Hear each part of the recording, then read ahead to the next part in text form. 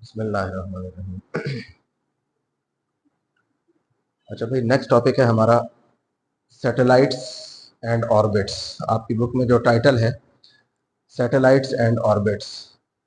Satellites वो bodies होती हैं जो अर्थ के अबाउट रिवॉल्व हो रही होती हैं, जैसे moon is a satellite of earth. ठीक है, क्योंकि moon is revolving around the earth, so it is a satellite of earth, but this is a natural satellite. इसी तरह और प्लैनेट्स के अबाउट कोई बॉडी, अगर ये तो अर्थ का सैटेलाइट है, moon is a satellite of earth because it is orbiting around the earth. Similarly any body which is orbiting around a planet will be considered as the satellite of that planet। ठीक है, कि उस planet के about वो revolve हो रही है body. तो जैसे देखें, फर्ज करें ये हमारे पास अर्थ है, राउंड शेप में तकरीबन हम इसको लेते हैं, तो any body which is revolving around the अर्थ उसको हम कहते हैं अर्थ का सैटेलाइट। ठीक है, तो यहाँ पे अच्छा, और उसका जो ऑर्बिट होता है that is known as the orbit of the satellite, यानी path on which the satellite is moving. उसके पाथ को हम उस सैटेलाइट का ऑर्बिट कहते हैं। तो ये जो मेन टाइटल है, हमारा जो मेन टॉपिक है that is satellites and orbits. तो सैटेलाइट्स वो बॉडीज होती हैं जो अर्थ की सैटेलाइट अगर हैं तो ये वो बॉडीज हैं जो अर्थ के अबाउट रिवॉल्व हो रही हो, या किसी और प्लेनेट के सैटेलाइट जो उस प्लेनेट के अबाउट रिवॉल्व हो रहे हो। ठीक है, उनको हम सैटेलाइट कहते हैं। फिर दो तरह के सैटेलाइट्स, एक नेचुरल सैटेलाइट्स हैं, जैसे moon is a natural satellite. अब दूसरा टाइप जो हमने यहाँ पे जरा डिटेल में देखनी है, artificial satellites. Artificial satellites are दो सैटेलाइट्स जिनको हम खुद स्पेस में भेजते हैं such that they these are orbiting around the earth. Earth के अराउंड वो ऑर्बिट करते हैं। आर्टिफिशियली सेंट बॉडीज होती हैं ये। ठीक है, मून तो नेचुरल सैटेलाइट है, अर्थ के अबाउट मून रिवॉल्व हो रहा है, सो that is a natural satellite. Artificial satellites वो बॉडीज होती हैं जिनको हम खुद इस तरह से प्रोजेक्ट करते हैं such that they start orbiting around the earth in a specific path which is known as orbit of the satellite। ठीक है, तो अच्छा, अब देखें सैटेलाइट्स को हम किस तरह से सेंड करते हैं इनके ऑर्बिट में। तो उसके लिए रॉकेट्स यूज किए जाते हैं।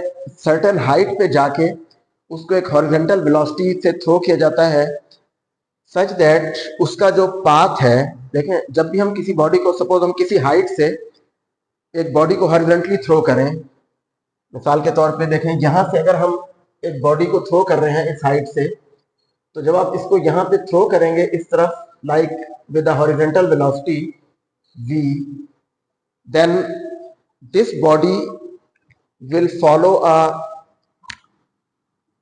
पाथ लाइक पैराबोलिक पाथ, जिसको हम कहते हैं, प्रोजेक्टाइल मोशन में भी हमने ये पढ़ा था। तो ये इस तरह से जाके ये अर्थ पे हिट करेगी ये बॉडी ग्रेविटी की वजह से। अगर हम इसको ये इनिशियल वेलोसिटी इसकी हम ज्यादा करते जाएं तो ये ज्यादा दूर जाके अर्थ को हिट करेगी। सपोज हम इसकी वेलोसिटी बढ़ा दें तो ये और दूर जाके अर्थ को हिट करेगी लाइक दिस, और ज्यादा बढ़ा दें तो ये और दूर जाके हिट करेगी। सिमिलरली अगर हम इसको किसी सर्टेन हाइट से एक ऐसी वेलोसिटी पे थ्रो करें कि जो इसका जो पाथ है, देखें अभी पाथ का कर्वेचर ये है, अभी ये पाथ है, तो there is a point, there is a certain specific velocity जिसको हम कहते हैं क्रिटिकल वेलोसिटी।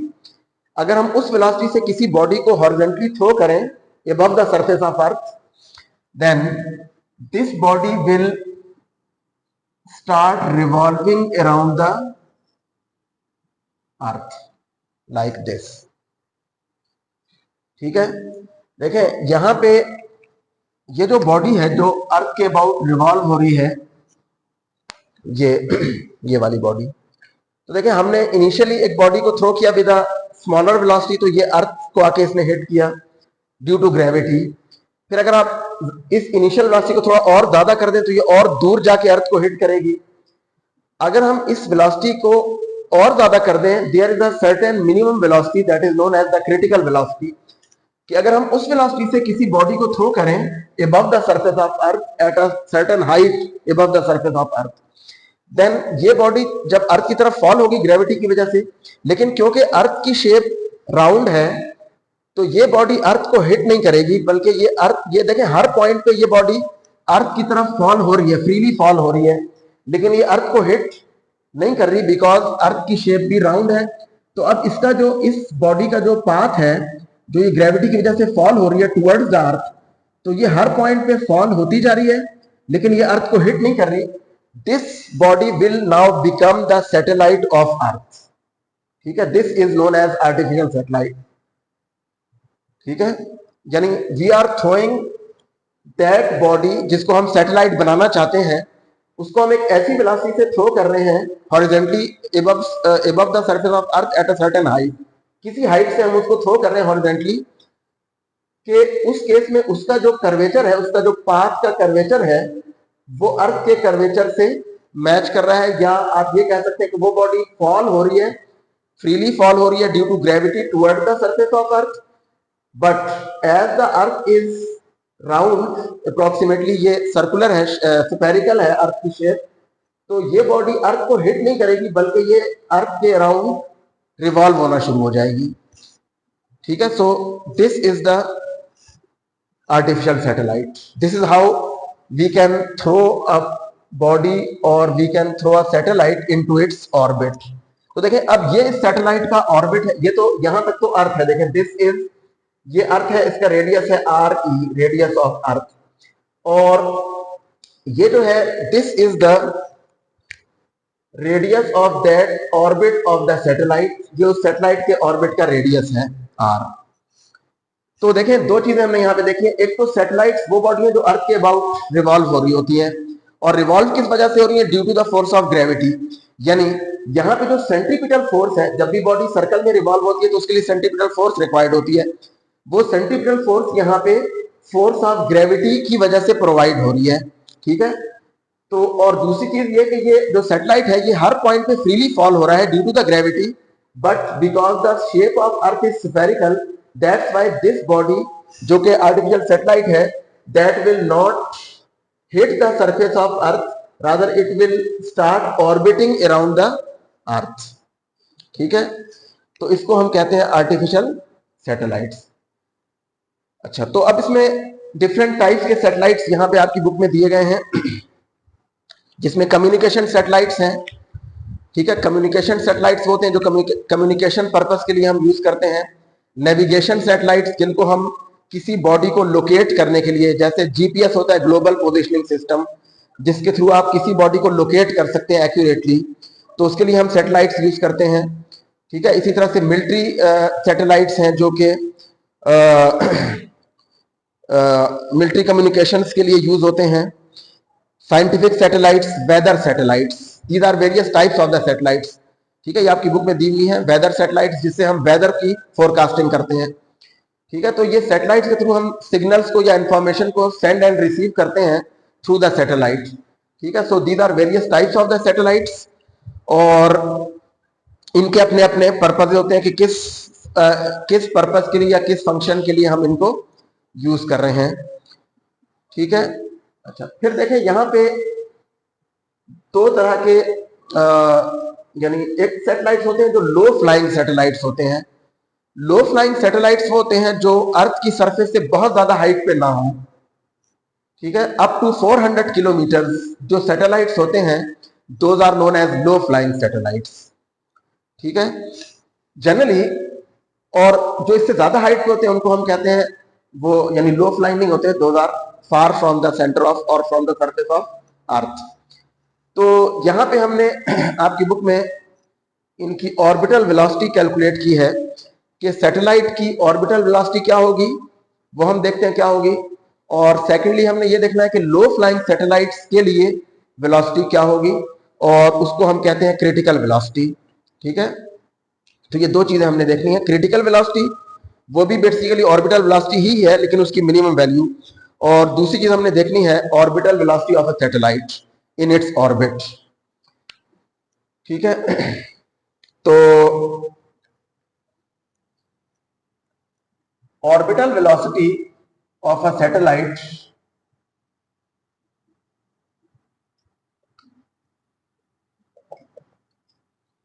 जिसको V नॉट से डेजिग्नेट किया गया आपकी बुक में, ऑर्बिटल वेलोसिटी। कि आर्टिफिशियल सैटेलाइट की ऑर्बिटल वेलोसिटी क्या होगी, क्या मतलब कि उसका जो ऑर्बिट है उस ऑर्बिट में उसकी वेलोसिटी कितनी होगी। ठीक है, ये बेसिकली, क्योंकि देखें ये ऑर्बिट्स, ये जो सैटेलाइट है ये सर्कुलर ऑर्बिट में मूव कर रहा है, तो उस केस में ये वेलोसिटी बेसिकली टेंजेंशियल वेलोसिटी होगी। टेंजेंशियल वेलोसिटी वो होती है जो अलोंग द टेंजेंट होती है। तो हमने देखा था कि जब भी कोई बॉडी सर्कल पे मूव करती है तो उसकी जो लीनियर वेलोसिटी होती है that is known as tangential velocity. So orbital velocity is the velocity of the satellite in its orbit. ठीक है, velocity of the satellite in its orbit that is known as orbital velocity. अब suppose that फर्ज करें हमारे पास ये जो satellite है इसकी मैस है ms, mass of the satellite ms, और अर्थ जो है, अर्थ की मैस को हम लेते हैं me, मैस ऑफ अर्थ। ठीक है, दैट इज me। तो देखिए according to Newton law of gravity, हमने कहा था कि सैटेलाइट फोर्स ऑफ ग्रेविटी की वजह से ऑर्बिट में मूव कर रहा है। तो let a satellite of mass ms is moving in its orbit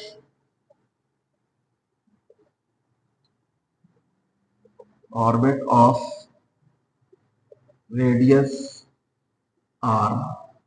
ये उसके ऑर्बिट का रेडियस है r, जैसे हमने यहां पे शो किया है। सैटेलाइट की मैस ms है और उसके ऑर्बिट का रेडियस है r। ठीक है, तो moving in an orbit of radius r, then the force of gravity between these force of gravity between the satellite and earth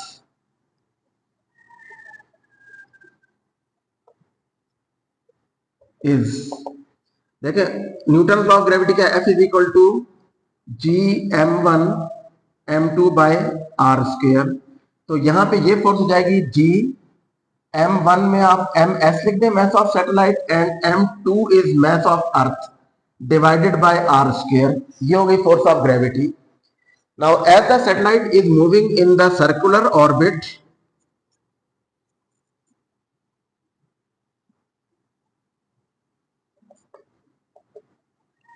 क्योंकि सैटेलाइट सर्कुलर ऑर्बिट में मूव कर रहा है, so force of circular orbit में जब भी कोई body circle पे मूव करती है तो उसके ऊपर सेंट्रीपिटल फोर्स अप्लाई हो रही होती है, और वो सेंट्रीपिटल फोर्स क्या होती है, so the centripetal force is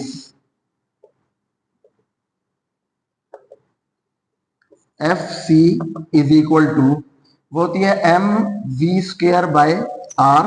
ये आप ऑलरेडी पढ़ चुके हैं। यहां पे क्या हो जाएगा ms v स्क्वायर बाय, और ये v नॉट आ जाएगा बाय r। तो देखिए सेंट्रीपिटल फोर्स होती है mv स्क्वायर बाय r, उसको हमने लिखी है ms सैटेलाइट की मैस इनटू v नॉट, उसकी orbital velocity divided by r। Now equation 1 is the gravitational force between the satellite and earth, and equation 2 is the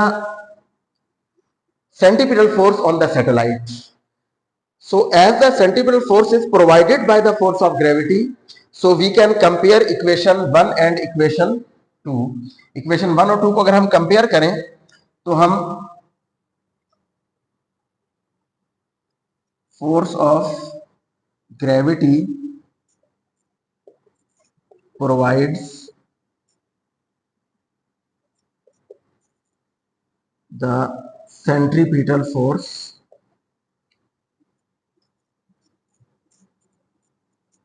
so हम इन दोनों को compare कर सकते हैं। इक्वेशन 1 और इक्वेशन 2 को हम कंपेयर कर सकते हैं क्योंकि force of gravity he centripetal force provide कर रही है। तो देखें ये वाली फोर्स इस फोर्स के इक्वल होगी, so we can write Fc is equal to Fg, force centripetal force is equal to gravitational force. Fc क्या है, वो है msv0 स्क्वायर/r इज इक्वल टू fg है gms/me/r²। तो ये हमने दोनों को कंपेयर करके लिख लिया है, इक्वेशन 1 एंड इक्वेशन 2। तो देखें यहाँ पे ms दोनों साइड से कैंसिल हो जाएगा और ये r इस स्क्वायर से कैंसिल हो जाएगा। So we are left with v0 square is equal to gme/r, ये आ जाएगा। ठीक है, ms कैंसिल हो गया और r स्क्वायर इस r से कैंसिल हो गया, एक r यहां रह जाएगा। Now we can write this as v0 is equal to gme/r और इसका square root. This is the formula for the orbital velocity of the satellite in its orbit of radius r। देखें यहां पे g gravitational constant है और me mass of earth है। इस equation में मास ऑफ सैटेलाइट नहीं आ रही, यानी ऑर्बिटल वेलोसिटी सैटेलाइट की मास पे डिपेंड नहीं कर रही, और ये दोनों तो कांस्टेंट्स हैं g and me। g universal constant है, me मास ऑफ अर्थ है। हाँ, अगर आप किसी और प्लेनेट का सैटेलाइट करेंगे तो आप उसकी मास वहां पुट कर देंगे, मास ऑफ दैट प्लेनेट। लेकिन अर्थ के जो सैटेलाइट्स हैं उनके लिए हमारे पास ऑर्बिटल वेलोसिटी क्या होगी, gme/r, where r is the radius of the orbit of the satellite. ये r उसके ऑर्बिट का रेडियस है। तो देखिए, this is the orbital velocity of the satellite in its orbit and this velocity is inversely proportional to square root of r। ये equation ये show कर रही है कि वेलोसिटी r के स्क्वायर रूट पे इनवर्सली डिपेंड कर रही है। क्या मतलब कि रेडियस जितना ज्यादा होगा तो सैटेलाइट की वेलोसिटी उतनी कम होगी। ठीक है, रेडियस ज्यादा होगा तो सैटेलाइट की वेलोसिटी कम होगी, यानी उसकी ऑर्बिटल वेलोसिटी कम होगी। क्या मतलब, वो ज्यादा टाइम में अपना एक रेवोल्यूशन कंप्लीट करेगा, होना भी चाहिए क्योंकि उसका ऑर्बिट बड़ा होगा फिर। तो वो अर्थ के अबाउट एक अपना रेवोल्यूशन ज्यादा टाइम में कवर करेगा क्योंकि उसकी वेलोसिटी कम है। ठीक है, अच्छा, ये तो थी orbital velocity.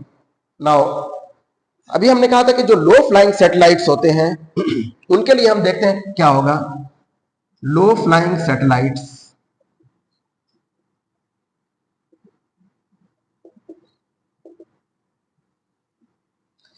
low flying satellites are those satellites which are not at an appreciable height from the surface of earth। जो अर्थ की सरफेस से बहुत ज्यादा हाइट पे ना हो, यानी उनकी हाइट जो है वो अबाउट 400 किलोमीटर इस रेंज में अगर हो, so those are known as low flying satellites. ठीक है, the satellites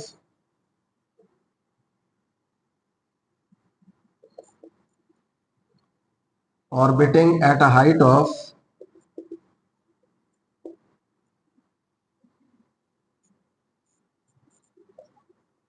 400 kilometer are known as low flying satellite।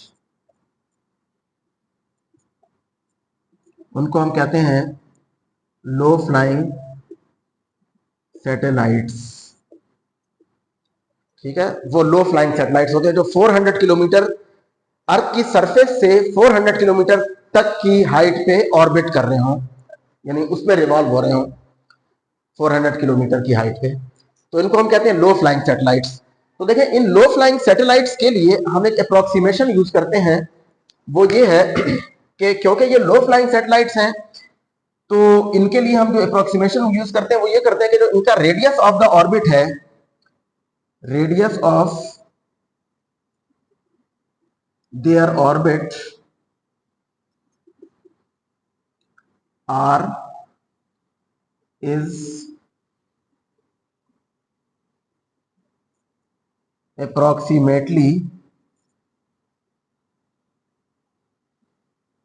equal to radius of earth.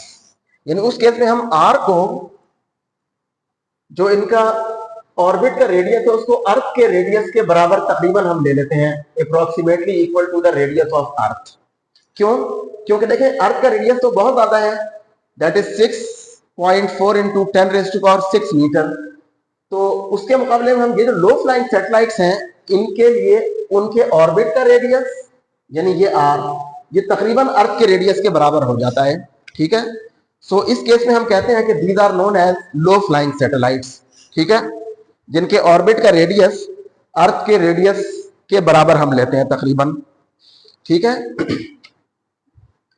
तो देखें, अगर हम ये वाली अप्रोक्सीमेशन पुट करें in equation 3 which is the equation for orbital velocity, so we can write using equation 3। ठीक है, ये हम r की ये वाली वैल्यू इक्वेशन 3 में अगर पुट करें,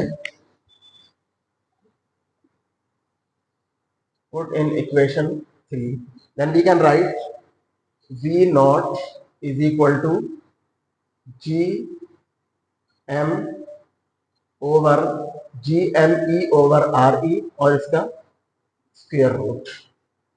सो this is known as critical velocity, यानी ये वो मिनिमम वेलोसिटी है जिसको हम कहते हैं क्रिटिकल वेलोसिटी।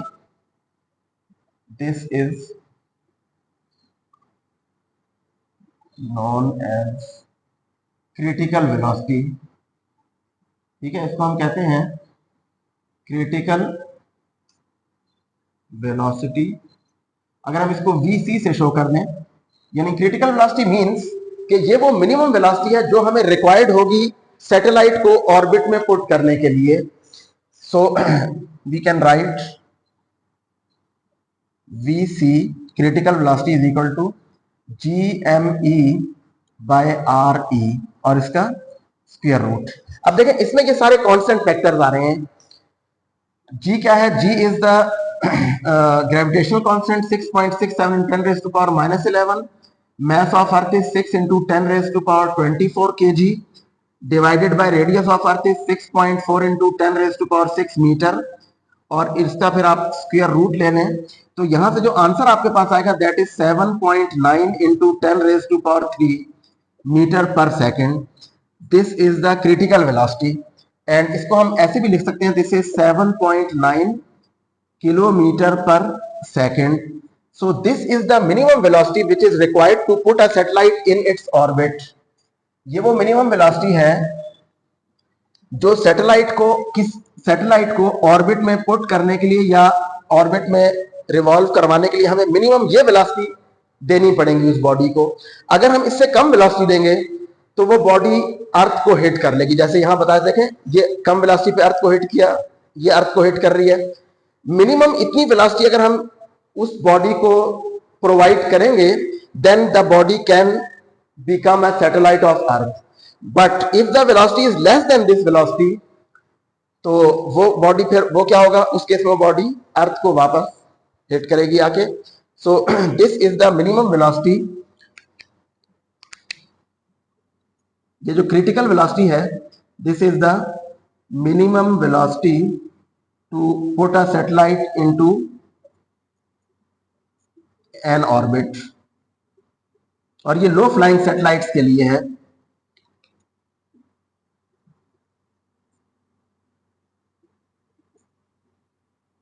इन इट्स ऑर्बिट। ठीक है, मिनिमम हमें इतनी वेलोसिटी देनी पड़ेगी। अगर आप वेलोसिटी को इससे मजीद कम करेंगे तो वो सैटेलाइट वापस अर्थ की सरफेस को हिट करेगा, that will not become a satellite. ठीक है, सो दैट इज नॉट, ये जो मिनिमम वेलोसिटी, देखिए ये हमने ऑर्बिटल वेलोसिटी फाइंड की थी। कैसे फाइंड की है? ग्रेविटेशनल फोर्स और सेंट्रीपिटल फोर्स को इक्वेट किया है, तो वहां से हमारे पास ऑर्बिटल वेलोसिटी आ गई। फिर इसी को हमने लो फ्लाइंग सैटेलाइट्स के लिए यूज किया है, जिसमें हमने आर को, रेडियस ऑफ द ऑर्बिट को RE के इक्वल ले लिया है अप्रोक्सीमेटली।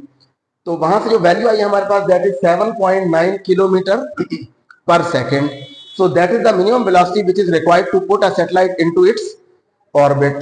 ठीक है, अच्छा, इसी को आप, क्योंकि देखें यहाँ पे एक और अल्टरनेट इसकी क्रिटिकल वेलोसिटी की आप एक और तरह से भी इसको लिख सकते हैं। फॉर लो फ्लाइंग सैटेलाइट्स के लिए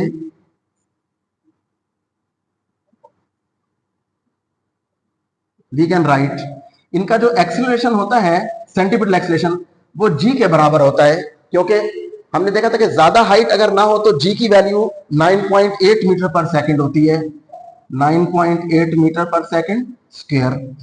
तो लो फ्लाइंग सैटेलाइट्स का सेंटीपिटल एक्सेलरेशन जी के बराबर होगा, और सेंटीपिटल एक्सेलरेशन क्या होता है, वो हमारे पास होता है v स्क्वायर ओवर आर। ये सेंटीपिटल एक्सेलरेशन ये होता है हमारे पास, ठीक है। We can write the centripetal acceleration as v square over r. So AC is v square by r, और यहां पे हो जाएगा vc square by r e. अगर हम लो फ्लाइंग सैटेलाइट के लिए लिखें तो देखें आर आर ई के बराबर होगा और वेलोसिटी vc के बराबर होगी, critical velocity. So we can write vc square over r is equal to g, and vc is equal to g into r का स्क्वायर रूट। यहां से भी आपके पास यही वैल्यू आएगी 7.9 किलोमीटर पर सेकेंड। तो आप इस तरह से भी क्रिटिकल वेलोसिटी को एक्सप्रेस कर सकते हैं in terms of the value of g, like this, ठीक है। So this is the critical velocity for an artificial satellite, ठीक है।